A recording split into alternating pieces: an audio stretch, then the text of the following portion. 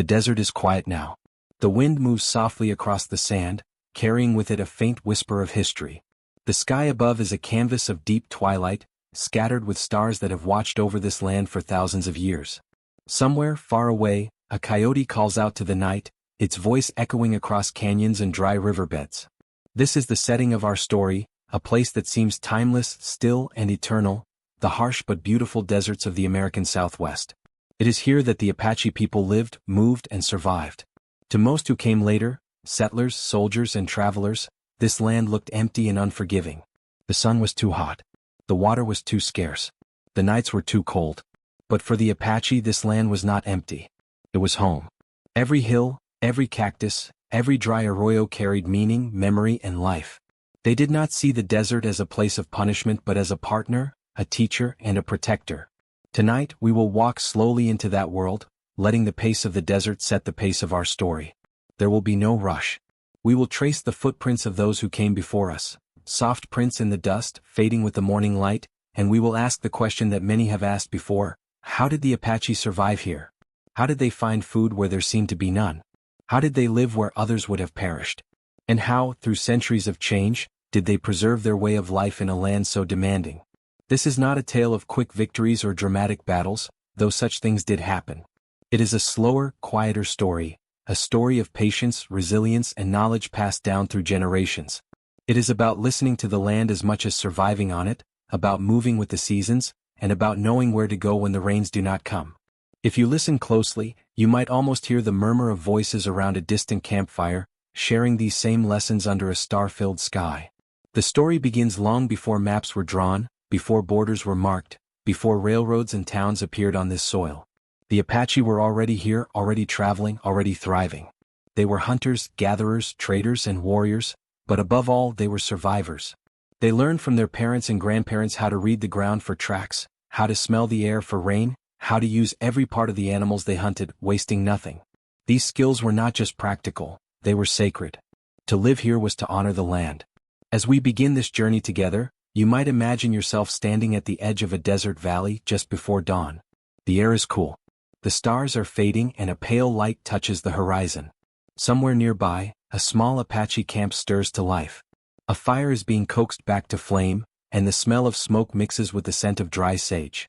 There is no rush here, no loud noise, only the quiet rhythm of life as the first pot of water is set to boil. This calm, patient moment is where our story starts.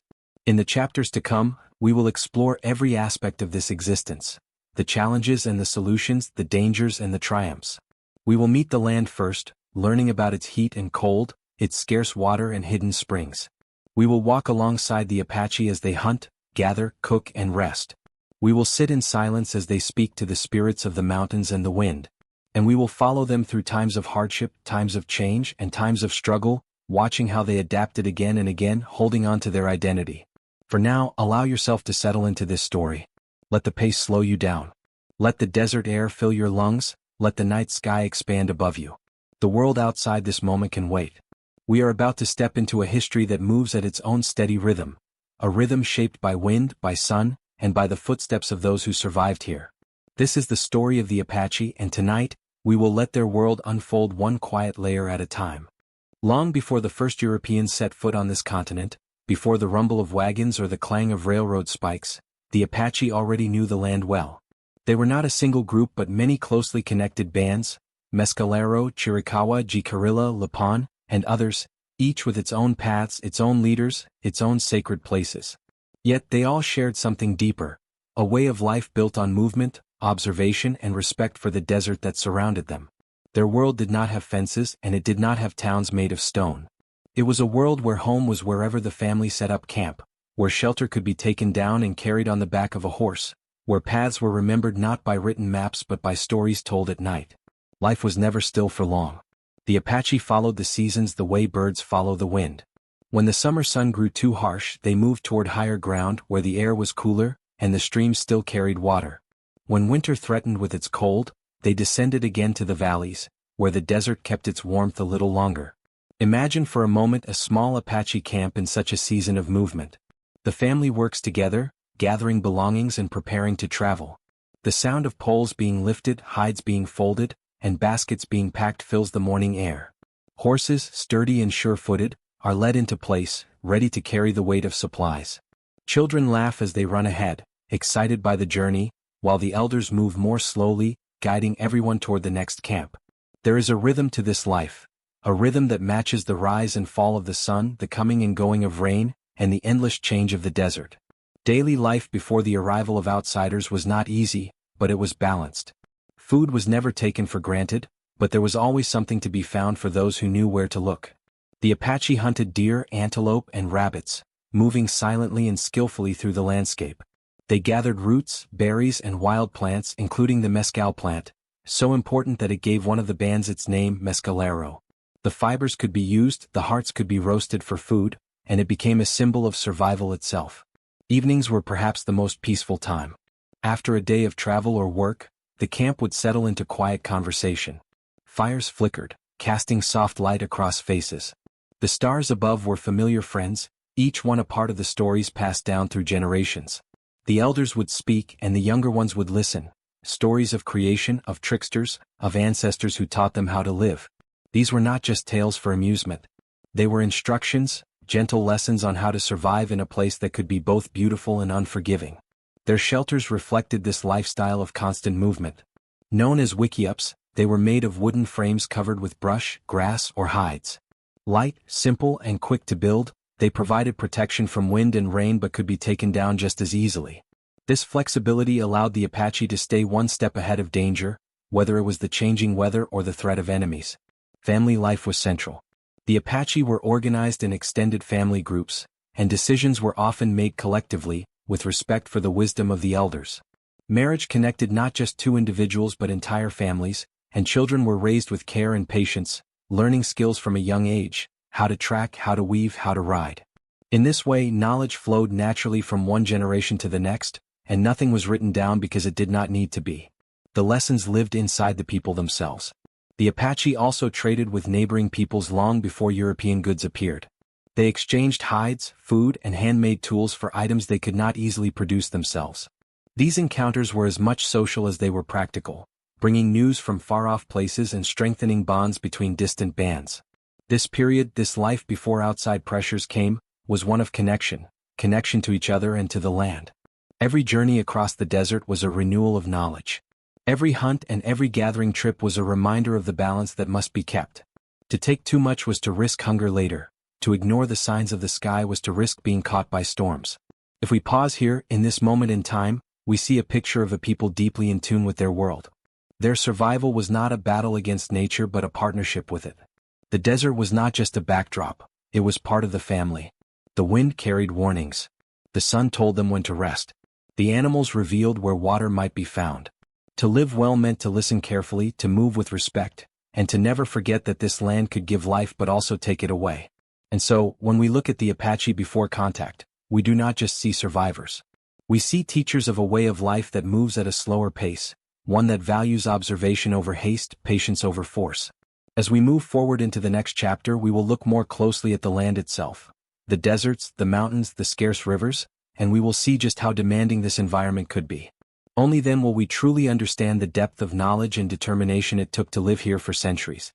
The desert, to those who first set eyes on it, could seem like a place beyond human endurance.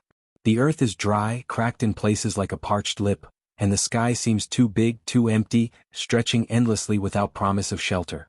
Yet this is the stage on which the Apache story unfolds, a place of extremes that both challenges and shapes all who live within it. To understand how the Apache survived, we must first take time to understand the land itself. Picture the American Southwest, vast and open, its horizons broken only by distant mesas and low mountain ridges. During the day, the sun reigns over everything, pouring down with a heat so intense it can shimmer on the horizon, making the ground appear to ripple. The air is dry, stealing moisture from skin, from plants, from every living thing. Water becomes not just a necessity but a treasure. Rivers, where they exist, are few and often seasonal, swelling only briefly after rare rains before sinking back into the sand. Yet the desert is not silent. Even in the stillest moments, there is a kind of quiet music here, the hum of insects, the whisper of wind over dry grass, the occasional rustle of a lizard darting between rocks. At night this music changes. The air cools quickly, sometimes dramatically, until the warmth of the day is replaced with a chill that seeps into the bones. The stars, hidden by the brightness of the sun, now come alive, thousands upon thousands of them, a vast glittering dome overhead. It is both humbling and comforting, a reminder of just how small one is beneath the sky. The landscape is a study in contrast. There are places where nothing seems to grow, where sand stretches in every direction, marked only by the tracks of snakes or the shadow of a circling hawk. And yet, just a few miles away, a hidden spring might feed a cluster of cottonwood trees, providing shade, water, and life for animals and people alike.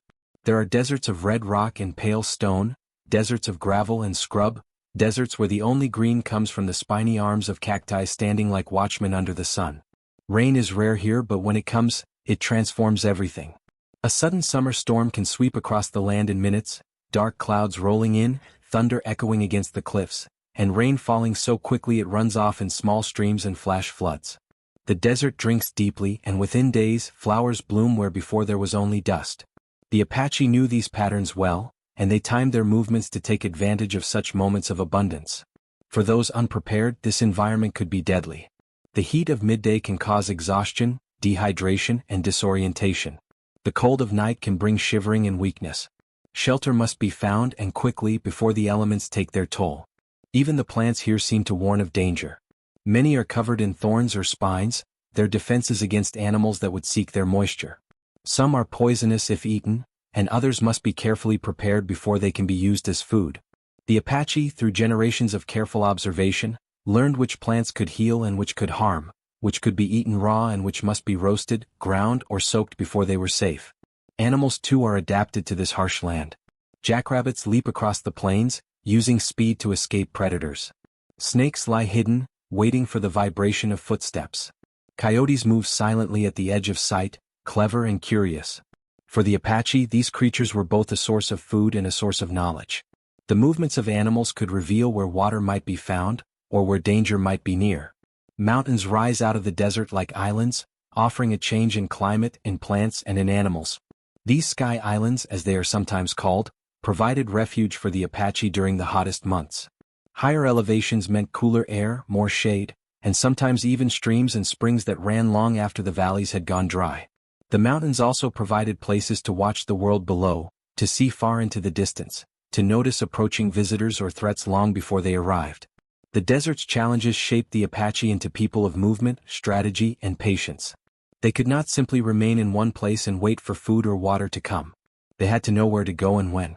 They had to be ready to travel at a moment's notice, to pack up and move camp if the resources of one area were exhausted.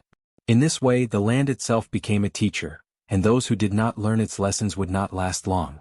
If you stand for a moment in such a place, in the middle of a desert valley, you can almost feel what they must have felt. The sun is heavy on your shoulders, the air is still, and every sound carries for miles.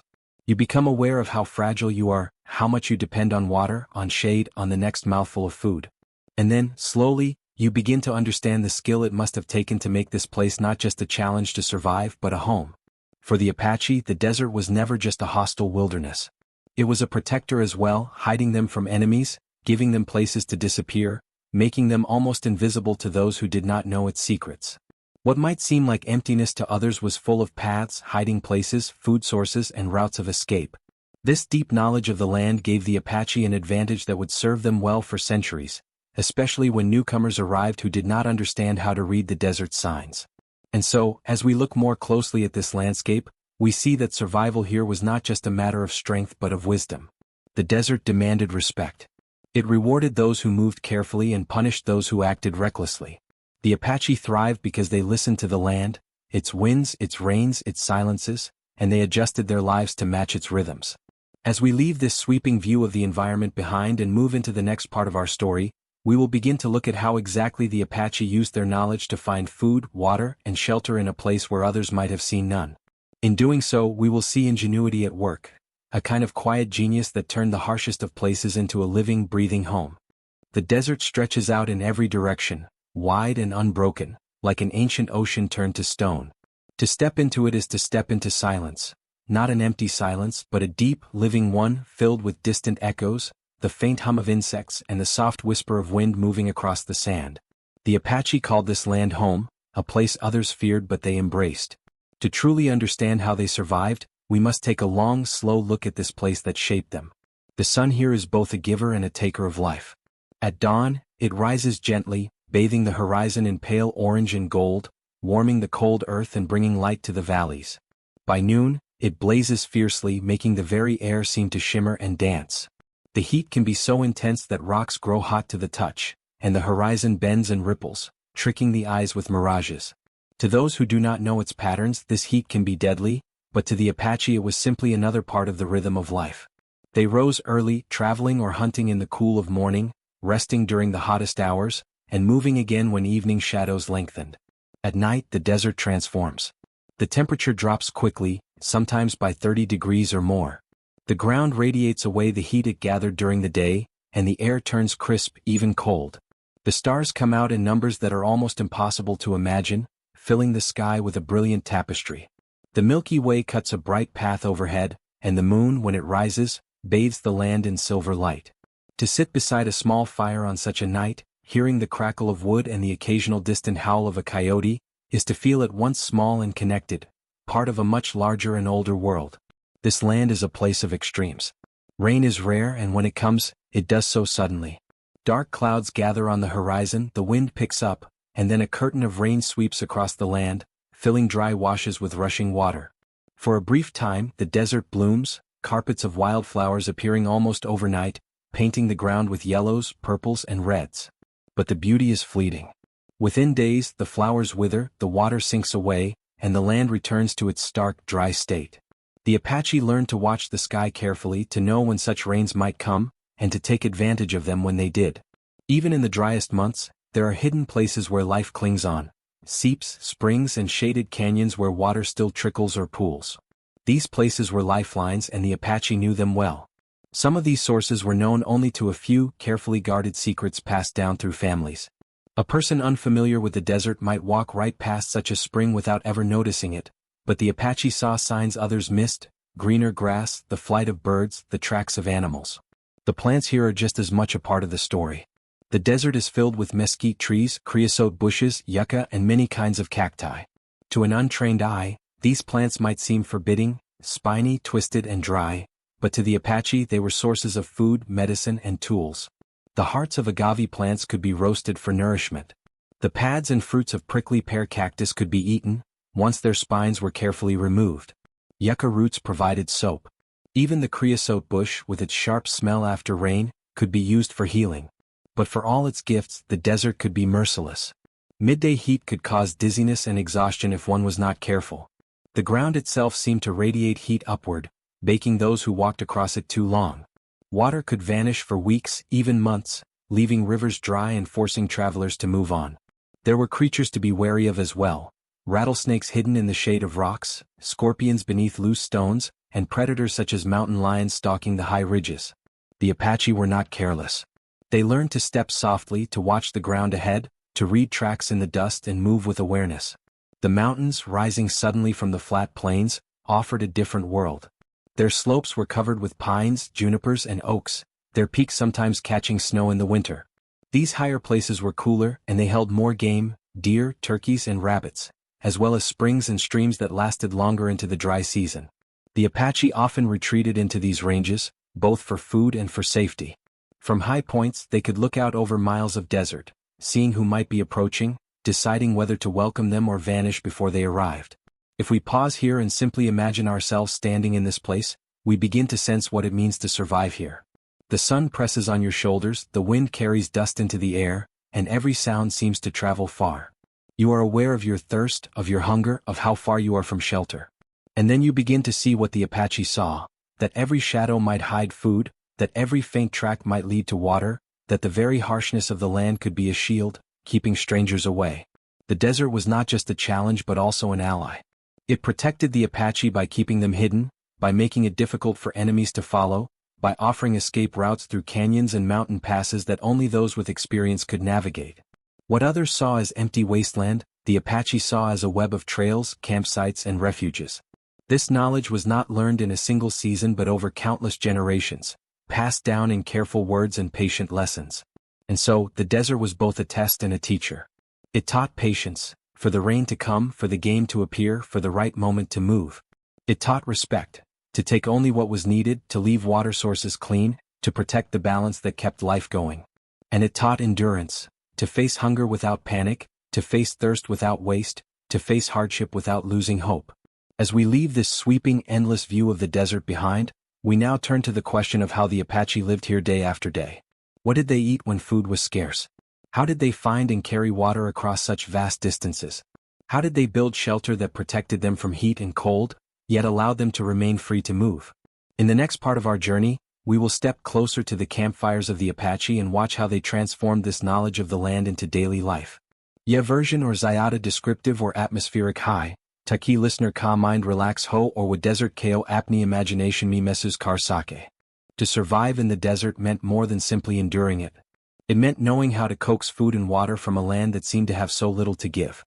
For the Apache, this was not an act of desperation but an art, one learned over generations, one that required sharp eyes, patient hands, and a deep memory of where life could be found when it was most needed. Finding food was a daily concern, but the Apache approached it with skill rather than panic. Hunting was an essential part of life, and every hunt began long before the first arrow was drawn. The hunters rose early when the air was still cool, and they studied the ground for tracks, the split hooves of deer, the small prints of rabbits, the winding trails of quail. They moved quietly, becoming almost part of the desert itself, stepping where the noise would be least, blending into the rocks and scrub. Patience was key. The hunt might last hours, even a full day, but when an animal was brought down, nothing was wasted. Deer and antelope provided meat that could be roasted over a fire, dried into strips for travel, or pounded into pemmican mixed with fat for long storage. Rabbit was a more common catch, quick and abundant, and the Apache became skilled at using nets or surrounding the animals in groups to drive them toward waiting hunters. Birds were caught with traps or even arrows when necessary. Each kill was respected, often with a quiet word of thanks, because food was not taken for granted in this land. But the Apache could not rely on meat alone. They were also gatherers with an encyclopedic knowledge of plants. The desert floor might look barren, but beneath the surface lay roots and tubers that could be dug up and roasted. Seeds were gathered, ground between stones into flour, and made into a kind of bread or mush. Mesquite beans were a staple, ground into a sweet meal that provided both nourishment and variety. In the right season, prickly pear cactus offered both fruit and pads that could be eaten once the spines were carefully removed.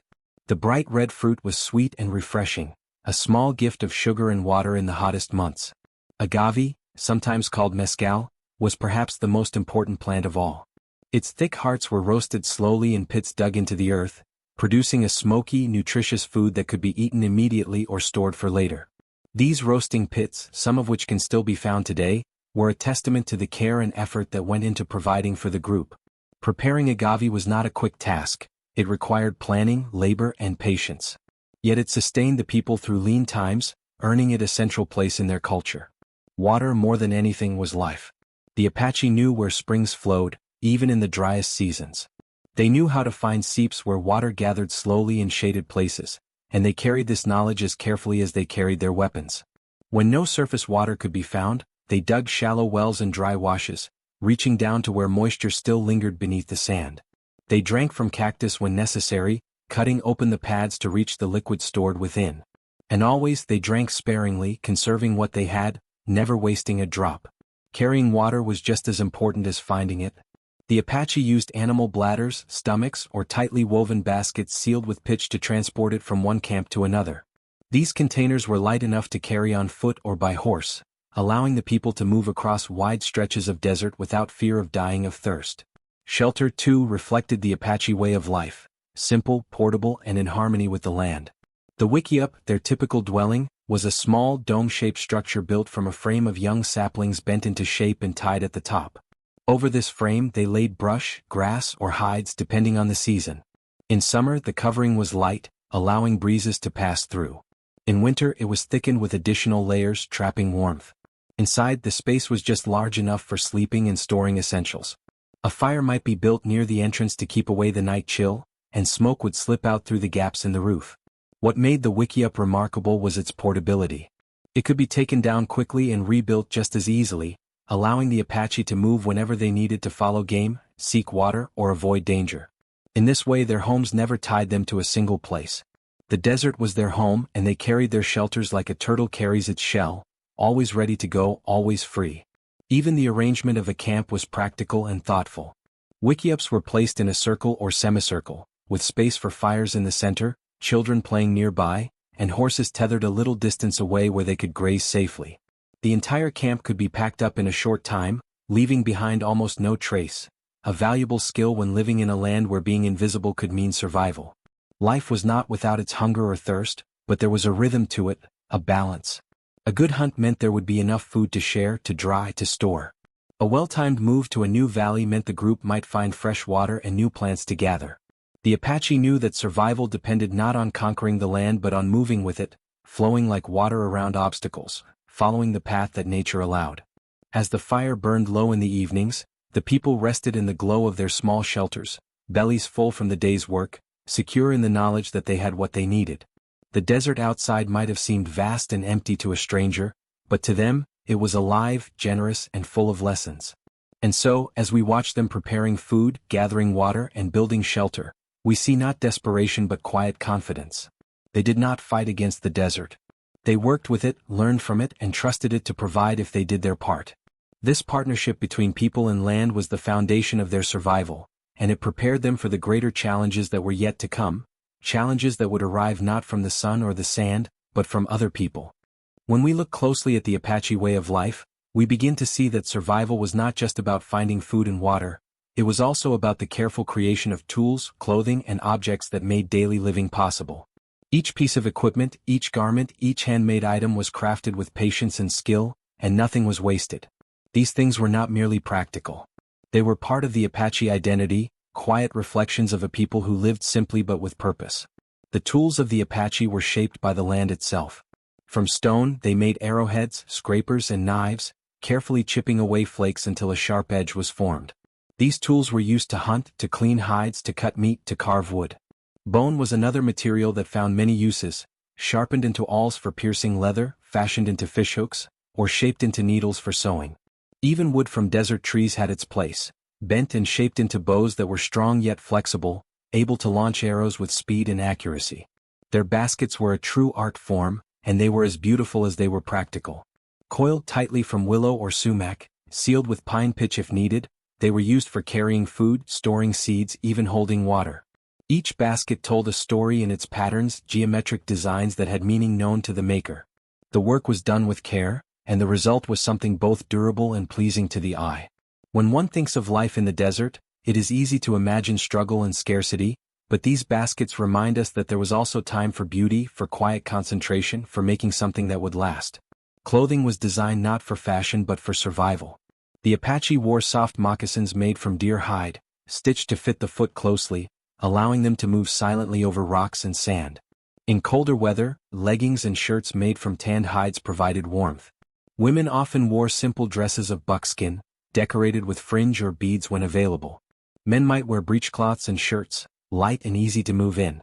Clothing was repaired and reused until it could no longer serve its purpose, and then the material might be turned into something else. Nothing was thrown away if it could be of use. When trade with other tribes and later Europeans brought wool, metal, and other materials into Apache hands, they adapted quickly, adding these new resources to their daily life. Metal pots replaced some of the older clay or stone cooking vessels, and wool blankets were traded or taken during raids to provide extra warmth during the cold desert nights. But even with these new items, the heart of their lifestyle remained the same. Simple, mobile, and suited to a world where one might need to pack up and move at a moment's notice. Daily life followed a rhythm that was both practical and peaceful. In the morning, fires were stirred to life, and the first meal was prepared. Children played nearby, their laughter carrying softly on the cool air. The women might work on tanning hides, grinding seeds on a matate stone, or weaving baskets. The sound of stone grinding against stone created a slow, steady rhythm, almost like a heartbeat for the camp. Men would check on the horses, sharpen weapons, or set out to hunt. The elders might sit together, speaking quietly, sharing news or planning the group's next move. In the afternoon, as the sun grew hotter, there was rest, a time for quiet, for conserving energy, for telling stories or singing soft songs. These songs were more than entertainment. They were a way to pass on history, to teach lessons, to keep the spirit of the people strong. Children learned by watching. They followed their parents and grandparents, imitating what they saw, practicing with small bows, helping gather wood, carrying water in tiny baskets. Learning was not done in a classroom but in the flow of daily life. Skills were passed down in this gentle, natural way so that by the time a child was grown, they knew how to do everything they needed to survive. Evenings were perhaps the most beautiful time in camp. As the heat faded, the people gathered around small fires.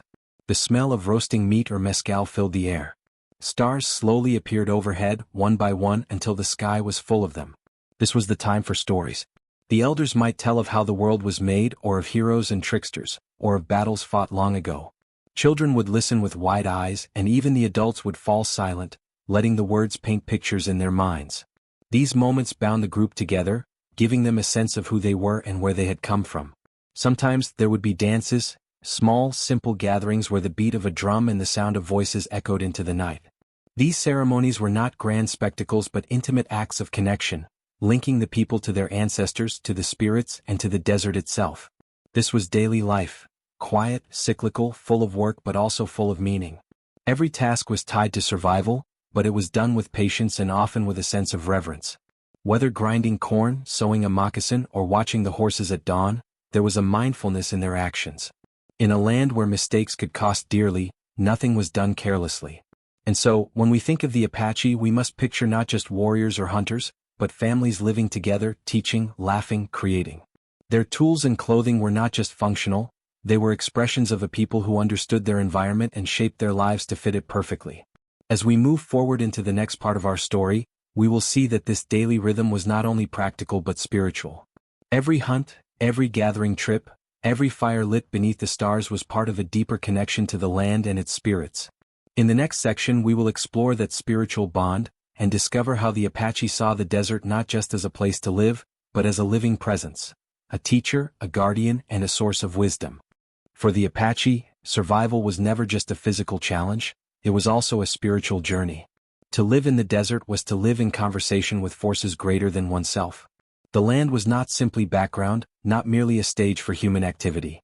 It was alive, full of power, full of lessons, full of spirits. To the Apache, every mountain had a name, every spring had a guardian, every wind carried meaning. Life was guided not only by hunger and thirst, but by respect. Respect for the invisible presence that surrounded them at every moment. When a hunter stepped into the wilderness, he did not walk alone. He walked with the memory of his ancestors, with prayers on his lips, with the sense that unseen eyes were watching. Before a hunt, there might be a quiet ritual, a gesture to ask for guidance, to promise not to waste what would be taken. If an animal was killed, thanks were given, sometimes with a spoken word, sometimes only in thought. These acts were not elaborate, not meant for spectacle, but they carried deep meaning. They reminded the hunter that taking life was a serious act, one that had to be done with balance and humility. The desert itself was like a teacher, constantly offering lessons. The Apache learned to read the tracks of animals, the shapes of clouds, the smell of rain on the air. But they also learned to read signs that were less tangible, the feeling that a place was dangerous, the sense that something was about to happen. This way of seeing was not just skill but spirituality, an understanding that the world was full of connections and that if one paid attention, those connections could guide the way. Ceremonies were part of the rhythm of life, marking moments of passage and renewal. One of the most significant was the sunrise ceremony, a coming-of-age rite for young women. At the time of her first menses, a girl would go through several days of ritual, prayer, and dance, often with the entire community involved.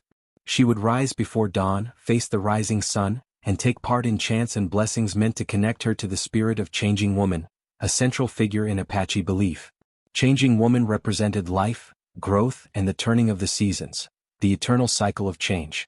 This ceremony was both physically demanding and spiritually uplifting. The girl would run toward the sunrise each morning, symbolizing strength and endurance. She would receive blessings from the medicine man or woman, and she would be seen as embodying Changing Woman herself during this time, carrying her power. When the ceremony was complete, she emerged not just as an individual, but as an adult member of the community, ready to take her place in the web of life. Other ceremonies marked healing, protection, and gratitude. The Apache had medicine people, healers who knew which plants could cure illness, which songs could call on spirits for help, which dances could drive away bad luck. These ceremonies might involve drumming, chanting, and painting the body with symbolic designs. The sound of the drum was said to carry prayers into the unseen world, its steady beat like the heartbeat of the earth itself. In the quiet moments of daily life, spirituality was never far away. A drink of water might be preceded by a word of thanks. A newborn child might be blessed with pollen, symbolizing life and fertility.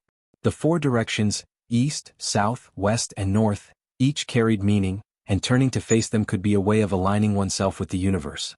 Nature itself was filled with signs and teachers. The mountains were sacred, places where vision quests might take place.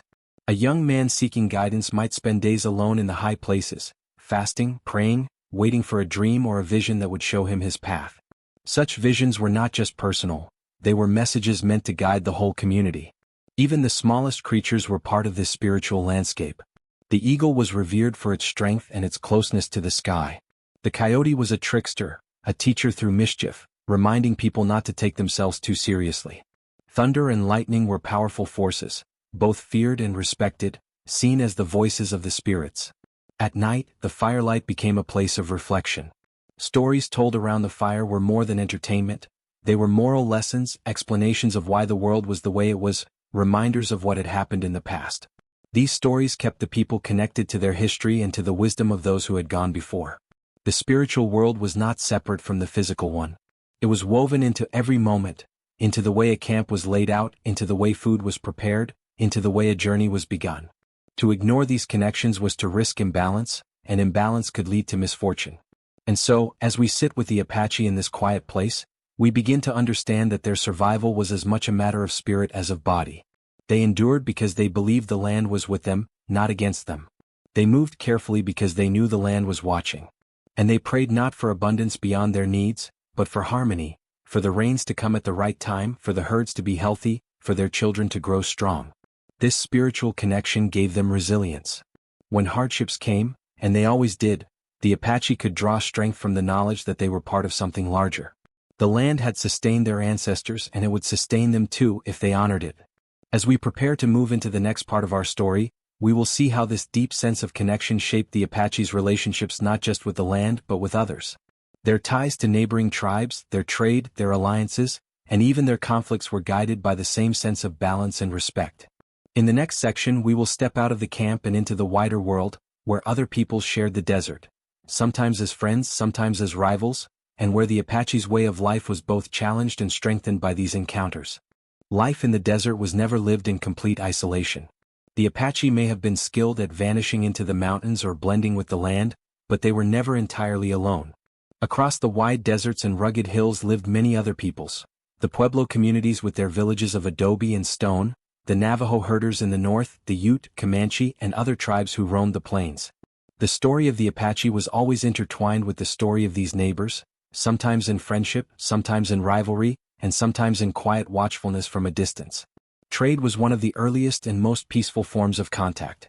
The Apache, though known as fierce warriors, were also skilled traders. They moved along paths known only to them, carrying hides, meat, and mescal to exchange for things they could not make themselves: pottery, woven cloth, turquoise, or even food that grew more abundantly in settled farming villages. These encounters were moments of connection, moments when two ways of life touched for a brief time.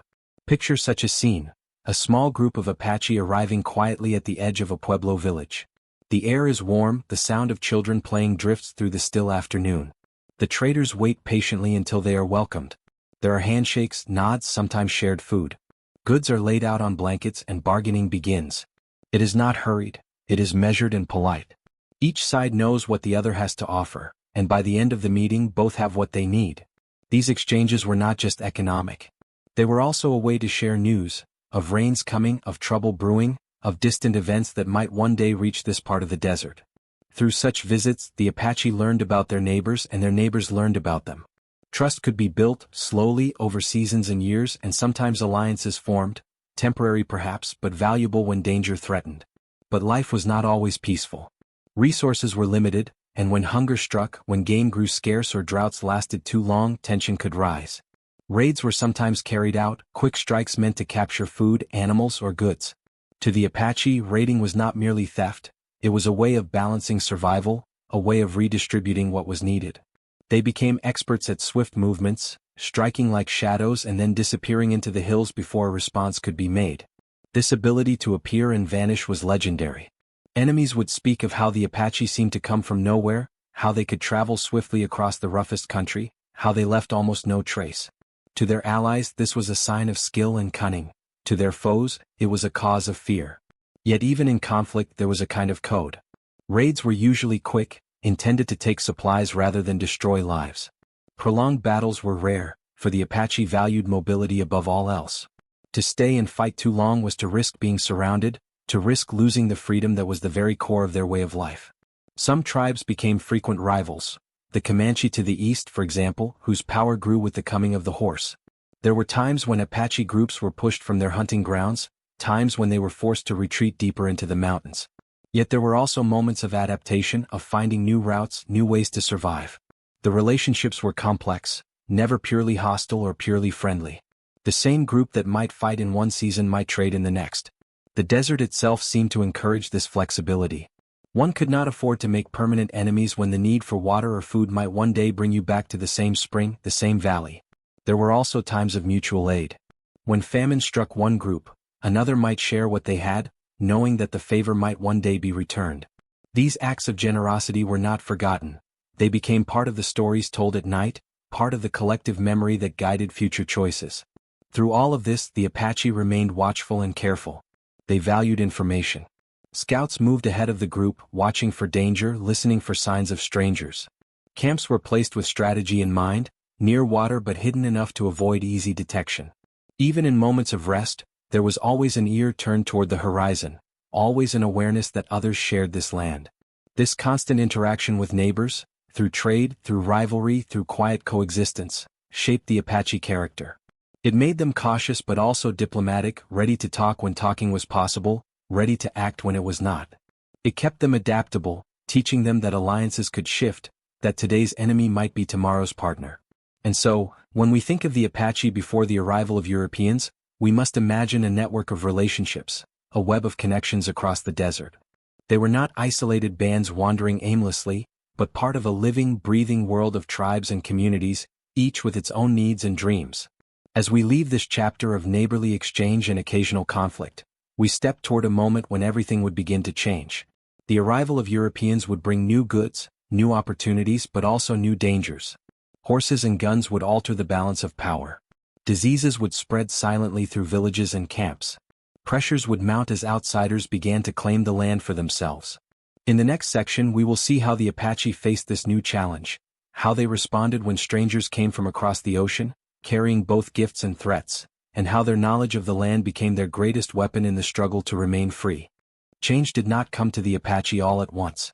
It came slowly at first, like a distant storm building on the horizon, a faint shadow of what was to come. Long before settlers or soldiers arrived in large numbers, there were rumors of strange people with metal tools, animals unlike any seen before, and goods that glimmered in the sun.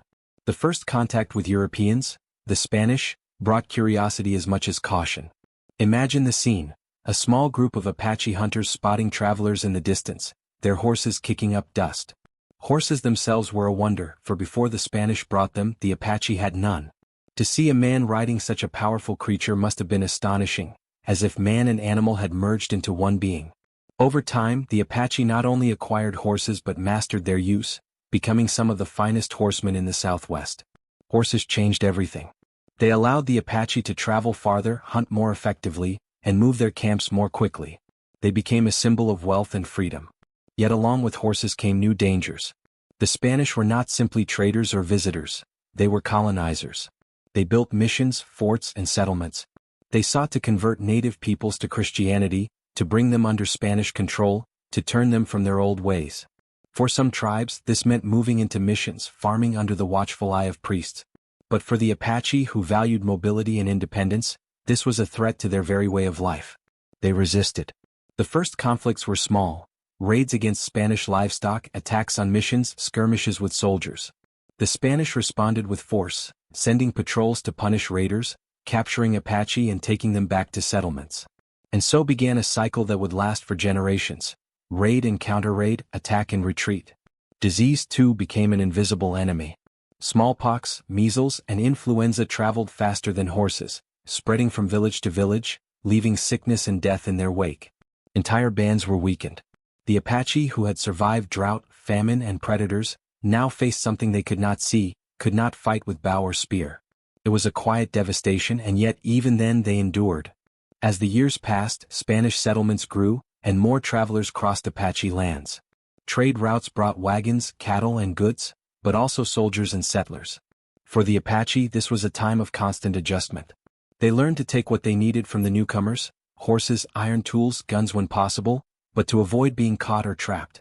Their knowledge of the land became their shield. They could disappear into the mountains, cross deserts where soldiers could not follow, find water where others would perish. The coming of the horse also changed the nature of Apache raids. They could now strike deeper into enemy territory, carry away more supplies, and escape more quickly. Raiding became not just survival but a way to maintain balance, to take from those who had taken from them, to gather food and livestock to sustain the band through hard times. To outsiders this was seen as savagery, but to the Apache, it was justice, a way of keeping their people alive in a world that was changing too fast. Through all this, the Apache held on to their traditions. Ceremonies were still performed, stories still told, children still taught how to read the sky, how to track game, how to respect the spirits of the land. They did not see themselves as defeated, even when pressed on all sides. Instead, they became more elusive, more skilled at living between worlds, knowing when to fight, when to trade, when to vanish. When the Spanish were replaced by the Mexicans and later by Americans pushing westward, the pattern repeated. Each wave of newcomers brought both opportunity and danger. Guns became more common, but so did soldiers. Settlements spread farther, and fences began to cut across open land. The Apache way of life, a way built on freedom of movement, was now under greater pressure than ever before. And yet they adapted again. They learned the strengths and weaknesses of each new group they encountered. They watched carefully, testing the limits, striking when they must, avoiding open battles that might destroy them. They used the desert as their ally, letting it hide them, letting it starve those who pursued them. It is important to remember that this was not a time of endless war. There were periods of peace, of uneasy alliances, of trade with settlers and soldiers alike. Some Apache even worked as scouts for the Spanish or later the Americans, guiding them through the very land that had once protected the people from them. Survival meant flexibility, and the Apache were nothing if not flexible. If we pause here, we can almost feel the tension of this time, the quiet before a storm, the knowledge that the world is changing, and that one must change with it or be swept away. The campfires still burned at night, the songs were still sung, but there was a new edge to life, a new vigilance. The horizon was no longer just a place where the sun rose and set, it was a place to watch for riders, for soldiers, for danger. This chapter of Apache history is one of quiet heroism. They did not give up their freedom easily. They used every skill they had, every bit of knowledge passed down from their ancestors, to keep moving, to keep living, to keep being Apache. As we move to the next part of our story, we will look more closely at the way they fought, not out of a love of war but out of necessity. We will see how their unique style of warfare allowed them to resist much larger forces, how their mobility and their intimate knowledge of the desert turned them into ghosts, impossible to capture. The next chapter will not be told with the sound of battle drums, but with the steady, patient rhythm of a people determined to remain free. The Apache were not warriors in the way outsiders often imagine them, not an army lined up in ranks, not a force that fought battles on open fields. They were something quieter, something more elusive. Their way of war was shaped by the desert itself, by the mountains and canyons that had taught them since childhood how to move without being seen, how to strike and then vanish like the wind. When danger approached, the Apache did not wait to be surrounded. They watched from high ridges, from the shadows of rocks, from hidden places where they could see without being seen. Scouts were always ahead of the group, reading the dust for tracks, watching for campfires at night, listening for the distant sound of hooves. This early warning system meant that an Apache camp was rarely caught off guard. If trouble was coming, they simply disappeared, slipping away into the hills before the enemy could arrive. When they did choose to fight, it was on their terms. They struck quickly, often at dawn or at dusk, when the light was dim and confusion could spread. A small group of warriors could ride in, take what they needed, horses, cattle, supplies, and be gone before a response could be mounted. To their enemies, it seemed as if the Apache had melted into the earth itself, leaving only faint tracks that vanished in the hard desert ground. The key to their success was mobility. A camp could be packed and moving within hours. Women and children were mounted on horses, belongings bundled tightly, and soon the camp was nothing but a circle of flattened grass. Pursuers would find little to guide them, and if they tried to follow, the Apache might lead them into rough country, over narrow passes, through dry canyons where ambushes were easy to set. Ambush was an art form. The Apache knew how to choose the perfect place. A bend in a canyon, a narrow trail between rocks, a place where riders would have to slow and bunch together. They could wait silently for hours, perfectly still, until the right moment came. Then, with a sudden burst of movement, they would strike, fire their arrows or rifles, and disappear again before a counterattack could be organized. Their knowledge of the land gave them a tremendous advantage. They knew where to find water and where water could not be found. They knew which trails were fastest and which could trap an enemy in the heat. They used the desert itself as a weapon, allowing their pursuers to exhaust themselves, to run out of supplies, to weaken under the relentless sun. This way of fighting was not about glory or conquest. It was about survival. Every raid, every ambush was meant to feed the people, to protect them, to keep them free. The Apache did not seek long wars. They sought to make their enemies think twice before coming too close. If a raid could secure enough food and horses to sustain the band for weeks, that was victory. If an ambush could drive soldiers back to their forts, that was enough. At night, after such raids, the camp might be quiet, the fires small. There would be relief, perhaps quiet celebration, but no great boasting. The focus was always on what came next. The next place to move, the next source of water, the next season to prepare for. Even when the Americans began to send large military expeditions against them, the Apache did not change their way of fighting. They still relied on speed, surprise, and their ability to vanish. Soldiers would march for days under the burning sun, carrying heavy packs, only to find empty camps. Sometimes they would chase the Apache for weeks without catching them, until supplies ran low and they were forced to turn back. This constant elusiveness frustrated those who tried to capture them.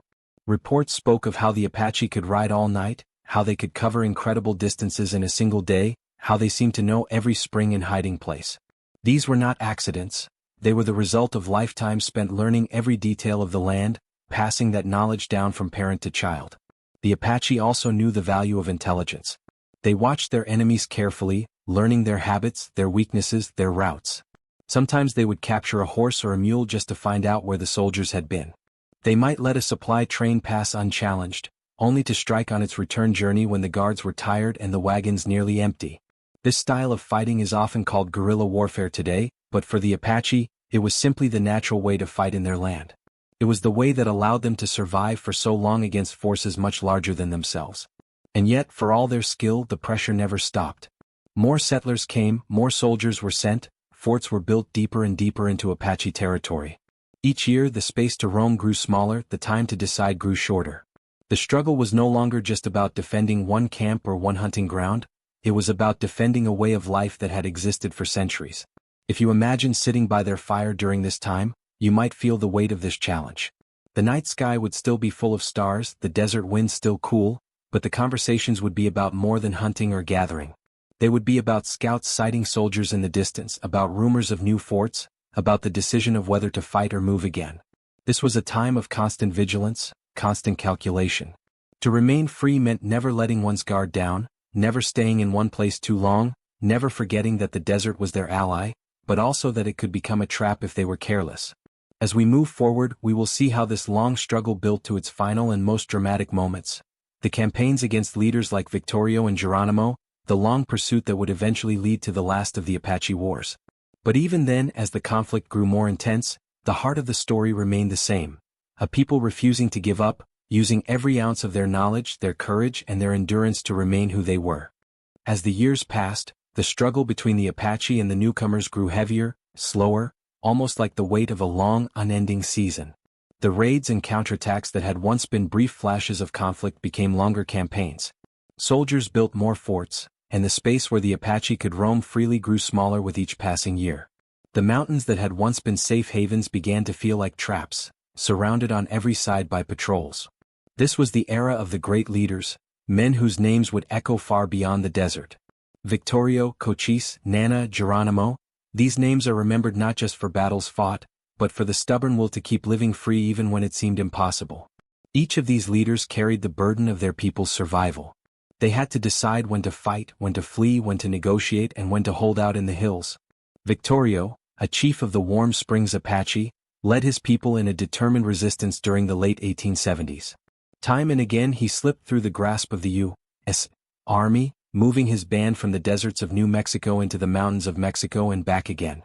His knowledge of the land allowed him to outwit much larger forces, keeping his people together for as long as he could. But the pressure never let up, and eventually Victorio and many of his followers were killed in Mexico. It was a tragic moment, and yet it did not mark the end of resistance. Cochise, a leader of the Chiricahua Apache, sought peace when he could, but he too led raids when his people were threatened. For a time he managed to secure a reservation in his own territory, a rare moment when the Apache were allowed to stay on their ancestral land under their own leadership. After his death, however, that agreement was broken, and once again the Chiricahua were forced to leave the places they had always called home. And then there was Geronimo, perhaps the most famous of them all. His name became a symbol of defiance, but he was not a man seeking endless war. He fought because he believed it was the only way to protect his people, the only way to remain free. Time after time he escaped from reservation life, leading small bands back into the mountains, evading thousands of soldiers sent to capture him. His ability to disappear into the desert became legendary. For years the U.S. Army struggled to bring him in, sending scouts and troops deep into the most rugged country, only to find that Geronimo had once again slipped away. But even the most skilled warrior cannot fight forever. By the late 1880s the pressure was too great. Geronimo finally surrendered, not because he was defeated in spirit, but because his people were weary, hungry, and tired of running.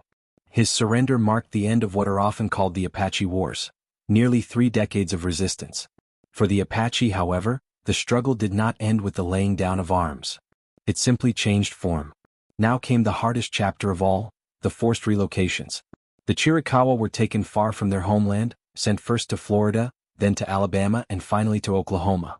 The desert that had protected them for so long was gone, replaced by humid air, new plants, new diseases.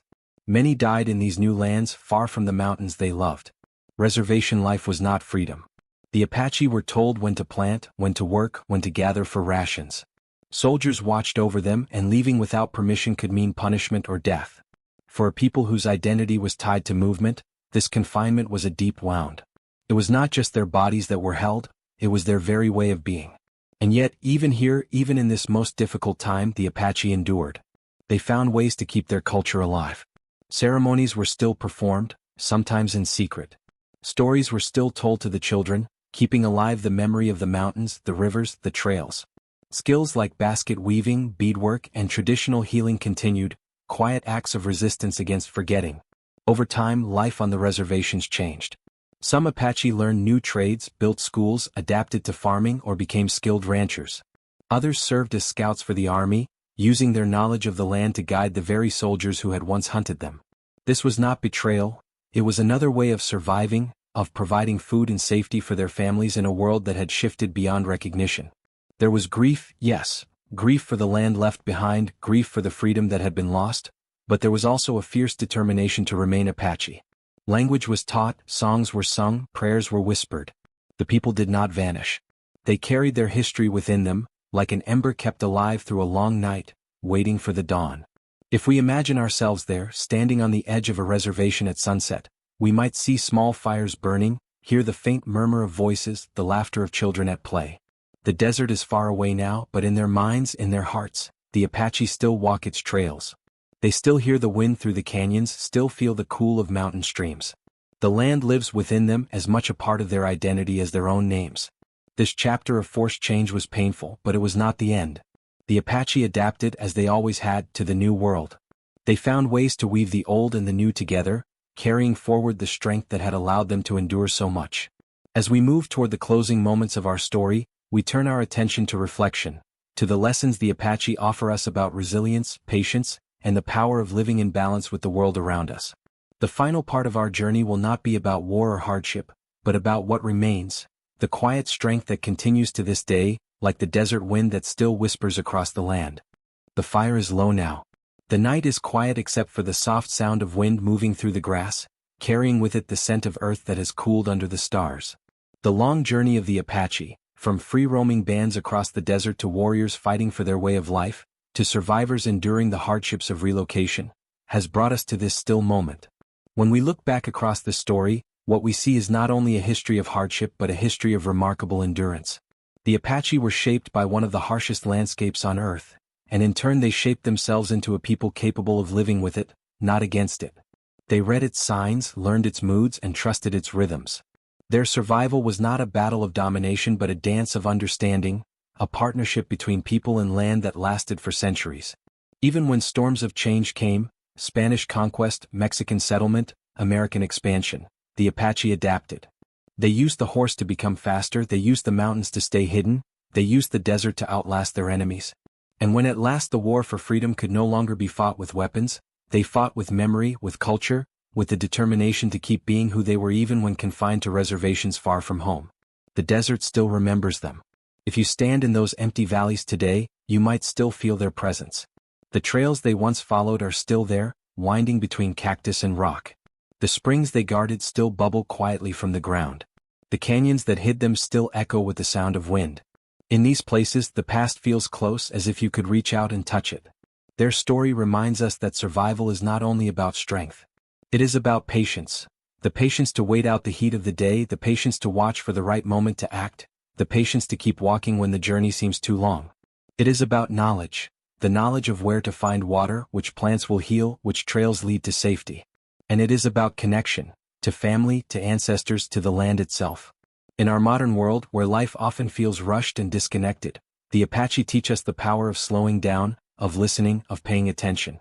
They show us that a human being can find harmony even in a place that seems empty and unforgiving, if only we are willing to learn its language. As we close this story, imagine once more the desert night. The stars above are endless, the air is cool, and the earth beneath you is solid and still. Somewhere, far away, a coyote calls, and its voice carries across miles of silence. You are not alone. The same stars that guided the Apache still shine overhead. The same winds that carried their songs still move softly through the desert. The fires of their camp may have gone out long ago, but their spirit remains, in the land, in the stories, and in the people who carry their name today. The Apache endure. Their journey continues just as the desert continues, just as the sun will rise again tomorrow. And so, we leave this story not with a sense of ending, but with a sense of quiet continuity. The desert sleeps, the stars watch, and the echoes of the past remain, waiting for anyone who wishes to listen. Close your eyes now if you wish. Let the story settle around you like a blanket. The voices of the past are calm, the night is deep, and the desert wind will keep watch until morning.